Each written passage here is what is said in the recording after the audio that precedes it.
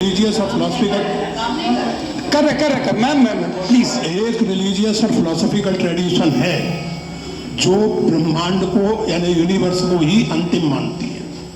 सर्वम खलु इदम ब्रह्मम, this is Chandogya Upanishad and it completely rules out the existence और नेसेसिटी, आपके शब्दों में necessity of a creator. The creation itself is the creator. तो एक मिनट प्लीज। दूसरा जो सवाल आपने अभी जो आप बार बार कह रहे हैं कि भगवान विद्वान भी है, वाइज, सब जानने वाला, तो अगर विजडम में दुनिया भर के पापों और अत्याचारों को बर्दाश्त करना शामिल है तो फिर इसका मतलब ये हुआ कि अगर मैं फ्री विल से उसको अपोज करता हूं तो ईश्वर की विजडम और मेरी फ्री विल में कॉन्ट्राडिक्शन है। Because when I am opposing whatever is happening in Gaza, then I am opposing the God's will और God's wisdom। जवाब लेते क्योंकि तो गॉड की विजडम में, एक मिनट सर प्लीज सर, ये एक जुमला, गॉड की विजडम है कि गाजा में जो कुछ हो रहा है वो हो रहा है, मैं उसका अपोज कर रहा हूं तो मैं गॉड की विजडम के खिलाफ जा रहा हूं। एक सवाल। दूसरा ये नहीं आपने दो ऑलरेडी सर आप और सवाल कर लें, लेकिन मुझे दो जवाब दें। पहले आपने ये कहा, सुनिए मेरी बात सुनिए। इजराइल के गॉड के मुताबिक तो ठीक हो रहा है ना? नहीं हो रहा है, ठीक नहीं हो रहा है। मैं बता रहा हूँ क्या हो रहा है, आप तशरीफ रखिए, मैं बता रहा हूँ क्या हो रहा है। Let me complete please. एक सेकंड। ये देखिए, ऐसा है कि ये सब बड़ा आपस में विचार विमर्श के बाद ये तय हुआ था कि कुछ नियम बना लिए जाएं ताकि एक टाइम बाउंड बातचीत चले। और भाई साहब, आप बड़ा जरूरी काम कर रहे हैं लेकिन कैमरे के फ्रेम में आके उस काम को गड़बड़ कर दे रहे हैं। ठीक है गुरु, अब मेरे को कहीं का गुस्सा कहीं निकालना था, सॉरी। नहीं, कोई गुस्सा नहीं है जी। तो प्रोफेसर ने सवाल पूछे, आप उनके जवाब दें और थोड़ा ये सब लोग थोड़ा ख्याल रखें भाई, सवाल संक्षिप्त रखें जी। आपने दो सवाल किया। सबसे पहला ये कहा कि हमारे पास ये कॉन्सेप्ट है कि ये यूनिवर्स खुद नेसेसरी बीइंग है, creation itself is the creator. How irrational is this कि मैं एग्जिस्ट करूंगा बाद में लेकिन अभी एग्जिस्ट कर भी रहा हूं, यानी एक ही टाइम में एग्जिस्ट भी कर रहे हैं, नहीं भी कर रहे हैं। This is not true. दूसरी चीज आपने कहा कि अगर इजराइल में, सॉरी माफ कीजिएगा, Israel doesn't exist, occupied Palestine में अगर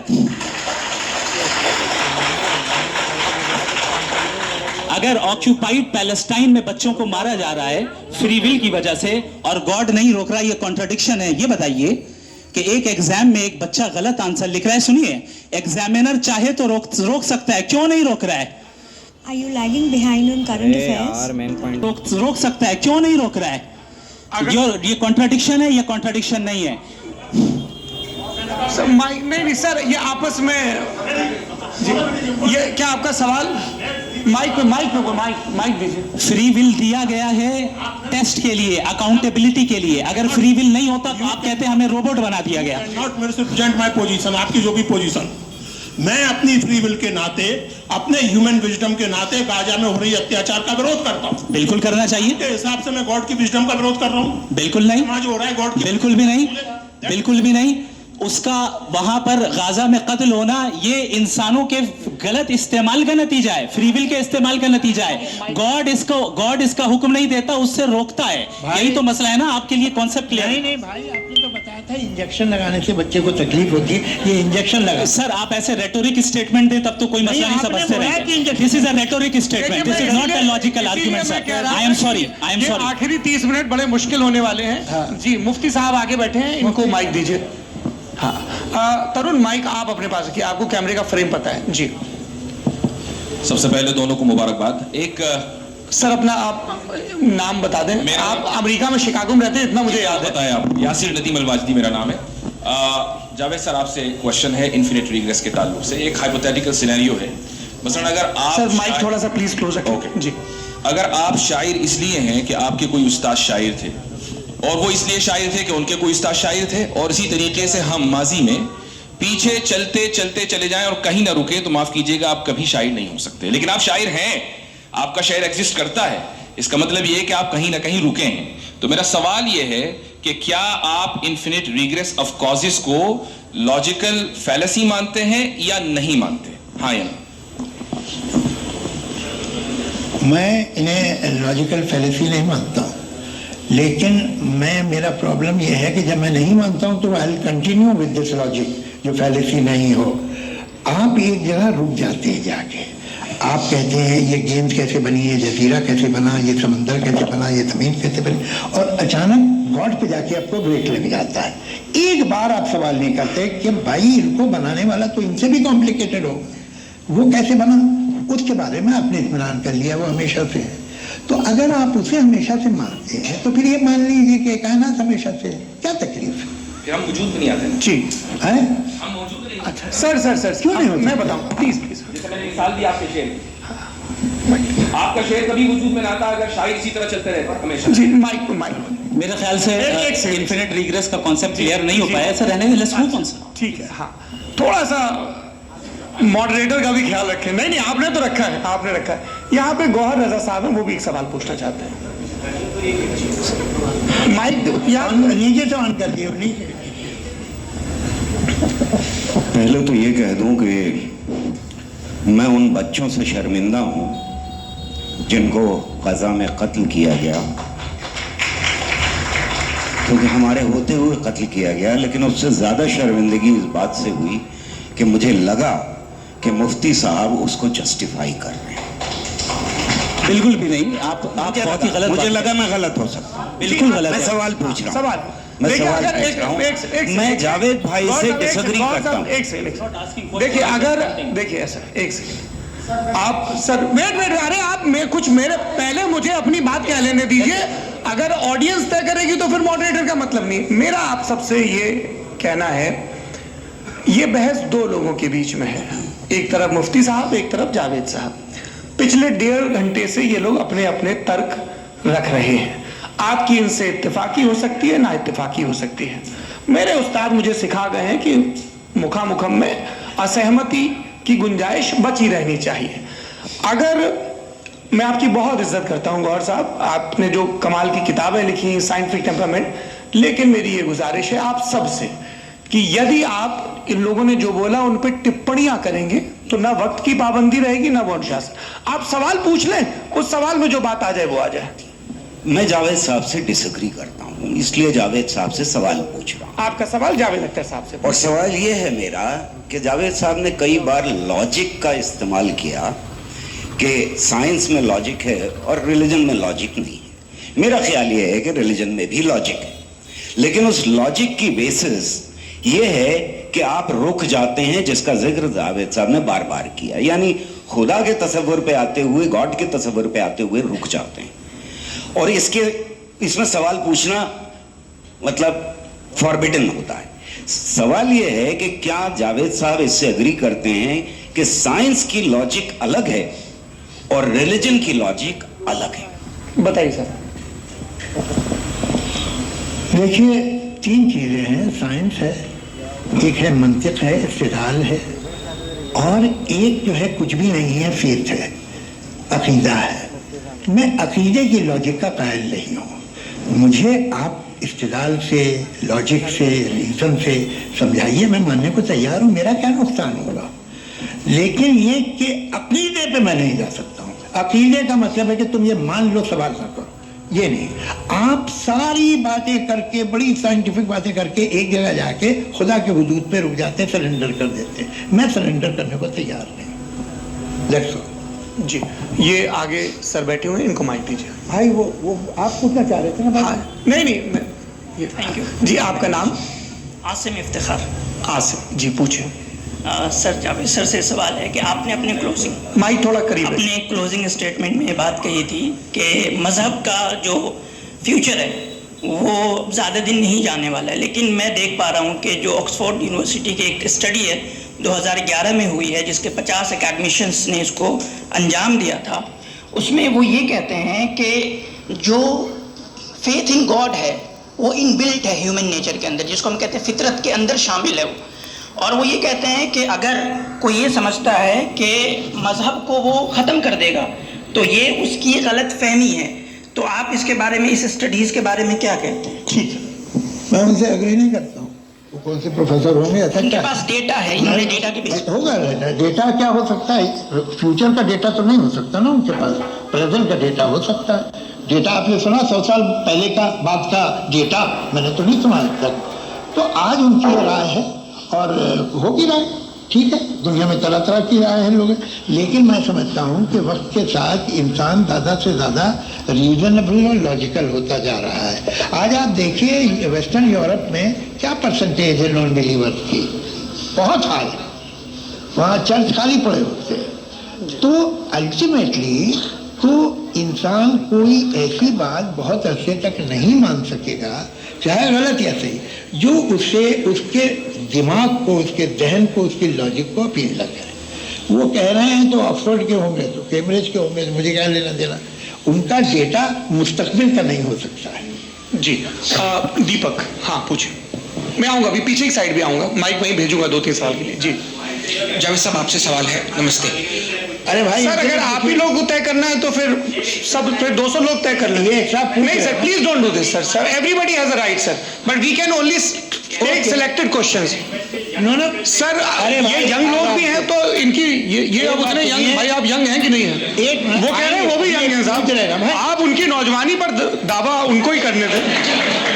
हाँ मुफ्ती साहब आप यंग, हाँ पूछे। अरे भैया सर, मेरा सवाल ये है, कुछ इनसे भी तो पूछो। जी नहीं, बस आपसे एक सवाल है। जैसे थीस्टों के पास अपने जो ईश्वर को मानते हैं, उनके पास अपने सोशल गेट टुगेदर्स हैं, 5 रोज़ आज क्रिसमस आने वाला है, होली है, दिवाली है, ईद है। एथिस्ट क्या ऑफर कर रहे हैं? मतलब मैं इनकी दुकान से बुर में आना चाहता हूँ उस तरफ, पर मैं अट्रैक्ट नहीं हो पा रहा हूँ। मैं सोशल गेट टुगेदर्स क्या है आपके पास?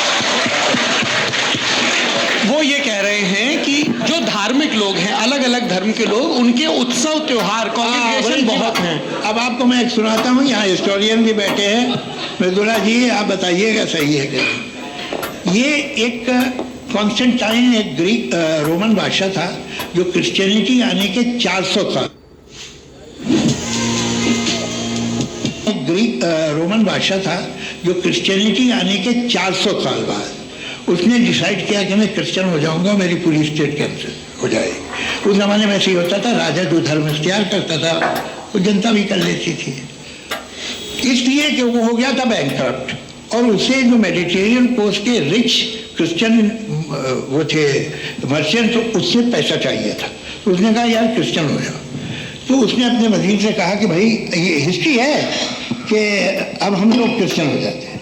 पहले सर हो जाएंगे, कोई प्रॉब्लम नहीं है, लेकिन एक प्रॉब्लम ये है कि 17 दिसंबर से 25 दिसंबर तक जो पेगन फेस्टिवल होता, जो पेगन जो फेस्टिवल होता है वो बंद हो जाएगा, इसलिए कि हम क्रिश्चियन हो गए तो होगा नहीं। तो वो बच्चों को बहुत बुरा लगेगा, पब्लिक को बहुत इंजॉय करते हैं, खासतौर से 25 को मेन डे। तो हाँ ये तो सही कह रहे हो, ये जीसस क्राइस्ट की पैदाइश कब थी? कहते साहब वो अप्रैल में थी। नहीं, कट करो, वो 25 दिसंबर को है। ये हकीकत है जी। और 400 साल बाद क्रिश्चियनिटी के अप्रैल से दिसंबर ले आए, और इसलिए कि यहाँ पेगन फेस्टिवल होता था। अब मनाते हैं आप आराम से। ये जो सारे फेस्टिवल हैं ये रिलीजन से, हर एक को एक इंटरटेनमेंट डिपार्टमेंट चाहिए होता है अपनी कंपनी चलाने के लिए। तो ये रिलीजन ने, ये सेकुलर त्योहार थे जिन्हें रिलीजन्स ने ले लिया है। ये मौसम के थे, फसलों के थे, किसानों के थे, उसको आपने लेके रिलीजियस रंग दे दिया।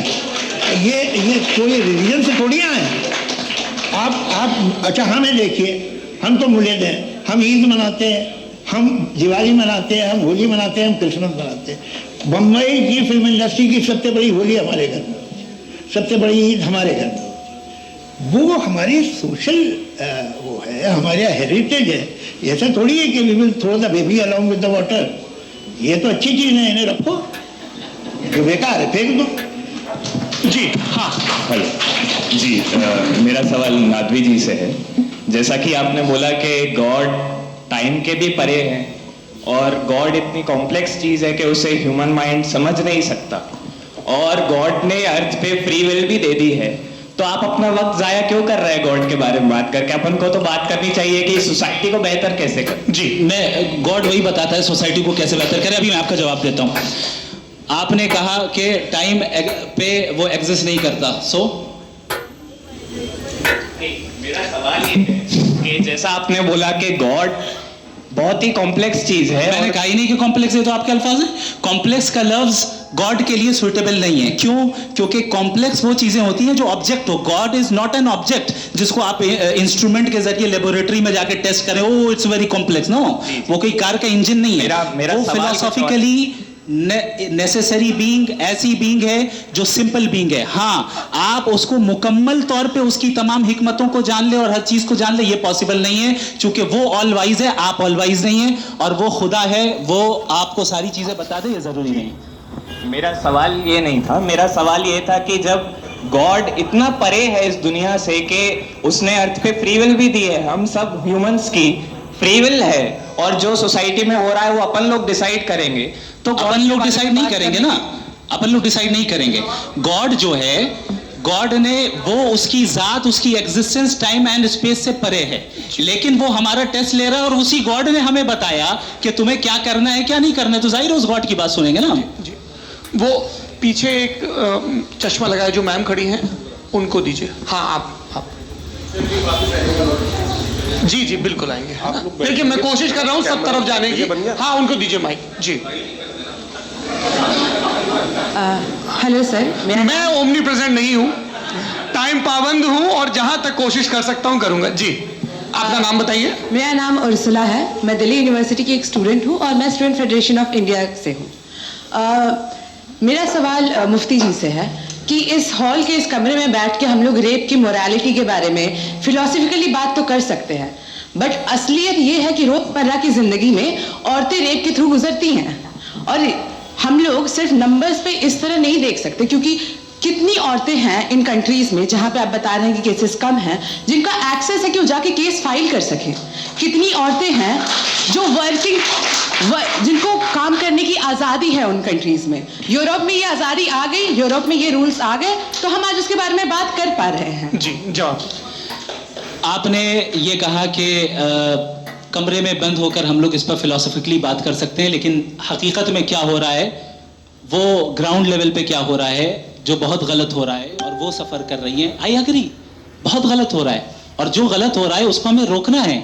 और क्यों रोकना है, वो गलत क्यों है, हमारे पास इसका ऑब्जेक्टिव फाउंडेशन है, इनके पास उसका ऑब्जेक्टिव फाउंडेशन नहीं है। मैं ये कहना चाह रहा हूं कि जहां पे भी जुल्म हो रहा है, जहां पे भी औरत पे जुल्म हो रहा है, या उसकी इज्जत लूटी जा रही है, या उसे तकलीफ पहुंचाई जा रही है, और सिर्फ औरत नहीं, किसी इंसान के ऊपर भी जुल्म हो रहा है, तो उसके खिलाफ खड़ा होना, ये मॉरलिटी हमारे पास गॉड के पास से आई है। वरना जावेद साहब तो कह रहे हैं कि जो है मेजोरिटी डिसाइड करेगी, तो मेजोरिटी तो कभी भी बदल सकती है। क्या आप ये थोड़ी सी आपको गलतफहमी है। मैं अगर मेरे जुमले से ये मदना निकला या मैंने कहा, तो ये जुमला मैं वापस लेता हूँ, ये मेरा मतलब ही नहीं था कि मेजॉरिटी डिसाइड करेगी। मेजॉरिटी डिसाइड करे तो दुनिया में बड़ी, वैसे आपने कहा था ये जुमला, अच्छा हो मैं मान रहा हूँ, बाद में रिकैप कर लेंगे। अरे एक जगह मैं अपनी ये मॉरलिटी हमारे पास गॉड के पास से आई है, वरना जावेद साहब तो कह रहे हैं कि जो है मेजॉरिटी डिसाइड करेगी, तो मेजॉरिटी तो कभी भी बदल सकती है। क्या थोड़ी सी आपको गलतफहमी है। मैं अगर मेरे जुमले से ये मदना निकला या मैंने कहा, तो ये जुमला मैं वापस लेता हूँ, ये मेरा मतलब ही नहीं था कि मेजॉरिटी डिसाइड करेगी। मेजॉरिटी डिसाइड करे तो दुनिया में बड़ी, वैसे आपने कहा था ये जुमला, अच्छा हो मैं मान रहा हूँ, बाद में रिकैप कर लेंगे। अरे एक जगह मैं अपनी एक्सप्लेनेशन दे रहा हूँ। मुनासिब बात यह है कि हम सब के सब दिल में जानते हैं कि क्या अच्छा है क्या बुरा है, हमें पता है अच्छी तरह से। जो लोग बुरे काम करते हैं उन्हें भी मालूम अच्छा क्या है।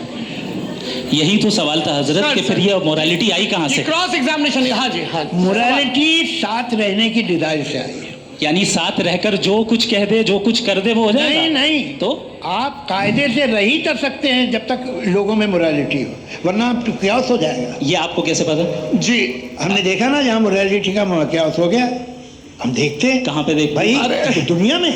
आप जो कह रहे हैं, अभी मैं आप अगर गलत हो रहा है, इस बहस के बाद में आप लोगों को, सर मुफ्ती आप एपिस्टेमोलॉजी की बात कर रहे हैं, मैं ऑन्टोलॉजी की बात कर रहा हूं। मैं इस बहस के बाद आप दोनों लोगों को चाय पे होस्ट करूंगा, वहां पे क्रॉस एग्जामिनेशन कर लीजिएगा। अभी ऑडियंस का हक मार रहे हैं आप लोग भाई, सर जस्ट लोग हैं आप लोग, और ये भाई ये हाँ, उधर आएंगे, उधर जी सर आएंगे। अच्छा सर, मेरा नाम लईकुर रहमान है और मैं अलीगढ़ मुस्लिम यूनिवर्सिटी का स्टूडेंट हूँ, और जहाँ तक मुझे पता है कि sir you are also product of Aligarh Muslim University. मैं भी उसी चमन का बुलबुल। हाँ सर, तो बहुत खुशी हुई मुझे जान करके कि मैं आपसे मिलूंगा। सवाल सर, मेरा सवाल यह है, सर सैयद अलैहिर्रहमा का नज़रिया ये था कि खुदा के वजूद को अक़ल के दायरे में रह कर के तलाश करना, न कि पूरी तौर से उसका इनकार कर देना। Sir, how will you define it? नहीं, तो ये तो आप इन्हें बताइए। ये सवाल है कि खुदा का वजूद साबित कर रहे हैं। नहीं तो सर आपने इनकार कर रखा है, इस वजह से मेरा क्वेश्चन उन्होंने यही सर सैयद ने यही कहा ना कि अक्ल से आप खुदा के वजूद को साबित नहीं कर सकते, यही कहा ना भाई। वो उन्होंने कहा कर सकते हैं और वो कर दिया गया आज। वो फोन तलाश करना या साबित करना अक्ल से नहीं हो सकता। अरे सवाल तो सुन लीजिए जी। अक्ल से नहीं हो सकता है, यही कहा ना आपने। अक्ल से हो सकता है। अरे वो यही कह रहे हैं भाई, आप बता रहे हो सकता है, वो तो कुछ और। आप अगर सर देखो नौजवान फोन ले लो, इतनी कमाल की यूनिवर्सिटी है। अरे भाई दे दो जरा एक मिनट, अरे दो भाई मेरी बात सुनो, माइक पे बोलो ताकि जो लाखों लोग देख रहे हैं। माइक दे दो ना। अरे देंगे ना माइक, तुम ठहरो तो।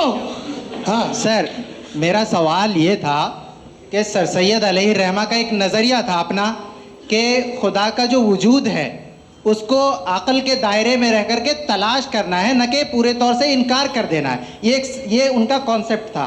लेकिन मेरा सवाल ये है कि आप इसको कैसे डिफाइन करते हैं, एक्सप्लेन कैसे करेंगे, मैं आपसे जानना चाहता हूँ, क्योंकि you are the product of Aligarh Muslim University. मुझे अक़ल के दायरे में रख के मैंने बहुत तलाश की, मुझे मिला नहीं। हाँ ये इधर वो चश्मा लगाए जो, हाँ उनको दे दीजिए। जी जी फटाफट पूछिए, बस 5 मिनट है, 5 मिनट में खत्म हो रहा है। हाँ अस्सलाम वालेकुम मुफ्ती साहब। एंड मेरा सवाल जावेद अख्तर साहब। यहाँ टिकट कंफर्म ना हो तो मिले। एंड मेरा सवाल जावेद अख्तर साहब से। क्या नाम है आपका? अरे भैया सब मुझे पूछ रहे हो। फैज पूछिए फैज साहब। तो मेरा सवाल ये है कि अभी जो एथियस्ट है वो problem of evil argument use कर रहे हैं अगेंस्ट मुस्लिम्स, राइट? कि इस दुनिया में इतना सारा ईविल है और अगेंस्ट मुस्लिम तो यहाँ अगेंस्ट थियस्ट। हाँ थोड़ा सा करेक्ट कर लीजिए भाई, पूरी मशक्कत ही इसी बात की थी कि किसी एक मजहब पे बात न टिके। जी तो बेसिकली ये आर्ग्यूमेंट ऐसा है कि इस दुनिया में इतना ज़्यादा ईवल एग्जिस्ट करता है और अगर एक ऑल गुड गॉड है तो वो रोकता क्यों नहीं है? लेकिन इस सवाल में एक हिडन अजम्पशन ये है कि इस दुनिया में ईवल एग्जिस्ट करता है। अब एथियस्ट ही कैसे ऑन्टोलॉजिकली प्रूव कर सकते हैं कि इस दुनिया में ईवल एग्जिस्ट करता है? मैं आपको बताता हूँ, थोड़ा सा समझा। नहीं सर हम लोग इनको सुनने आए। नहीं please don't do that. I want to explain ontology. नहीं हम समझ गए सर, इनको अब जवाब देने दीजिए। अच्छा सवाल पूछ लो। मैं अभी तक क्या था वो मैं थोड़ा सा ऐड ऑन कर लेता हूँ। तुम गुरु, तो हम जब इसका राउंड 13 करेंगे ना तब तुमको स्टेज पे बिठाएंगे। जी तो हाँ जल्दी से। तो देखिए एथियज्म के हिसाब से सब कुछ रैंडमली बन गया है, सब कुछ एटम्स और मॉलिक्यूल्स है। एक पत्थर में और मुझ में सिर्फ इतना फर्क है कि हम लोग एटम्स और मॉलिक्यूल्स का अलग अलग रीअरेंजमेंट है। अब एक पत्थर को कोई इंसान तलवार से 2 टुकड़ों में काट दे या मुझे, according to atheism it is same. There is no evil and good according to atheism. जी अच्छा फैज साहब का सवाल ये है कि हाँ कोशिश भी करते तो इससे गलत सवाल नहीं कर पाते। एक लाइफ फॉर्म है और लाइफ फॉर्म में फीलिंग है, मतलब लाइफ फॉर्म सुनता है, देखता है, टेस्ट कर सकता है, फील कर सकता है। तो उसकी जो ये जो क्वालिटी एक बबल में आ गई है वो जानवर में भी है, इंसान में भी है। तो जाहिर है कि उसे कोई तकलीफ पहुंचेगी, तो चूंकि उसके पास वो सेंसिटिविटी है तो मैं करेगा। पत्थर में वो सेंसिटिविटी नहीं है। तो ये क्या सवाल हुआ कि अगर पत्थर को काटा तो पत्थर को तकलीफ नहीं होती, तो आपको काटे तो आपको क्यों तकलीफ हो? बैठ जाइए। जी हाँ अगला सवाल। हाँ पूछे जी जावेद अख्तर साहब। अरे भैया सब आप लोग मुफ्ती साहब को छोड़ रहे हैं, तो मेरे ही पीछे पड़े हैं क्या? फिर चलो बोलो भाई। You asked how God can exist when children die in Gaza. Huh? You asked how God can exist when children die in Gaza, and you also mentioned the rise of atheism in Europe. But the same events also are leading many atheists and non-believers to turn towards faith. How do you interpret this contradiction, where suffering pushes some away from God, yet brings others closer to belief? आपको एक बात बताऊं, दुनिया perfect तो कहीं भी नहीं है, हर जगह कुछ खामियां हैं। बेटा एक मिनट, मैं आप ही को कहेंगे देखो वो तो कुछ खामियां, कमज़ोरियां, खराबियां सब जगह है।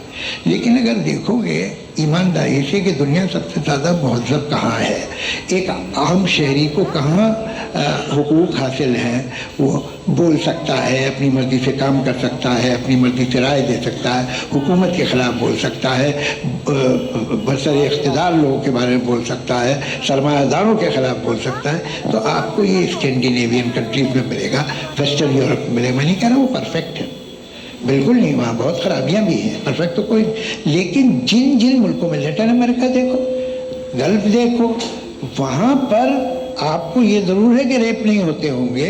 रेप की ज़रूरत क्या है भाई, उसको तो ख़रीद लो, घर में रखो, सड़क पर रेप करने की क्या ज़रूरत है। मगर सुनिए, मगर हकीकत ये है कि वहाँ शख्सी आज़ादी राय देने की, बोलने की नहीं है। जी, ये एक आखिरी सवाल मुफ्ती साहब से। हाँ मैम, इनको माइक दीजिए। शुक्रिया। मेरा नाम मनीषा है, मैं हरियाणा से आई हूँ। मैं मुफ्ती साहब से एक बात पूछना चाहती हूँ। आप बार बार जावेद साहब को कॉन्ट्राडिक्ट तो कर रहे हैं कि आपने ये कहा, लेकिन आप भी अजम्पशंस के बेसिस पे बात कर रहे हैं। आपने खुदा के होने का कौन सा प्रूफ पेश किया है, खुदा की एग्जिस्टेंस का? अब इस सवाल को अलग रहने दीजिए, कौन एथीस्ट है कौन नहीं है। और दूसरी बात जो आपने एक छोटी सी कही थी कि ये फ्री विल का इस्तेमाल करता है इंसान अपनी, लेकिन उस फ्री विल का इस्तेमाल में मतलब खुदा ने ये दे दी सबको ये इजाज़त कि वो कितना घिनौनापन और कितने ज़्यादा ख़राब से ख़राब तरीके इस्तेमाल कर सकते हैं। जवाब सुनते जी। आप फ्री विल को मानती हैं ना, या अब कहती है कि फ्री विल नहीं है ना, मानती है ना? तो अब आपके पास इसका कोई एक्सप्लेनेशन नहीं है कि अगर एक इंसान उस फ्री विल का इस्तेमाल करके गलत काम कर रहा है और बच के अच्छी ज़िंदगी गुजार के निकल जा रहा है, उसका कोई रिकम्पेंस नहीं है। हमारे वर्ल्ड व्यू में जो इंसान गलत काम कर रहा है उसको भी रिकम्पेंस यानी उसका बुरा बदला मिलना है, और जो सही काम कर रहा है उसको सही बदला मिलना है। लिहाजा जो फ्री विल है वो इस तरीके से है कि एक लिमिटेड टाइम तक खुदा ने मोहलत दी है। ऐसे नहीं कि छूट दे दी, जो करना है करते रहो हमेशा। वक्त आएगा जब एग्जाम का टाइम खत्म होगा तब रिजल्ट आएगा, दौराने एग्जाम जबरदस्ती आपको नहीं बताया जाएगा। अरे भाई एक सेकंड, जी एक सवाल मुफ्ती साहब से मेरा, सर मैं मुफ्ती साहब से एक सवाल। रुक जाइए, आपसे फोन, आप इसके बाद आपसे यही होगा। हाँ बोलिए। मैं मुफ्ती साहब एक ही सवाल करता हूँ कि अगर जो हो रहा है फ्री विल से हो रहा है और एक दिन बरोज़ क़यामत इंसाफ होगा मैशर में वगैरह वगैरह, तो दुआ क्यों मांगते हैं लोग? दुआ मांगते हैं इसके मतलब है अभी भी उसने ये डिपार्टमेंट रखा है कि मैं रोज़मर्रा की ज़िंदगी में बिल्कुल ही कैन। तो तुम कैन हो, तुम मुझे नौकरी दिला देते हो, मेरे बेटे को ग्रीन कार्ड दिला देते हो, और 45,000 बच्चे मरते हो उन्हें रोकते नहीं हो। नहीं तो क्या आप ये कह रहे हैं कि इस दुनिया में जालिमों को कभी पकड़ ही नहीं होती है? अरे जो भी पकड़ होगी वो बच्चे रोते हैं। बिल्कुल, देखिए मैंने अपने ओपनिंग स्टेटमेंट में यही कहा था कि जनाब जावेद साहब सिर्फ इमोशनल आर्गुमेंट देंगे।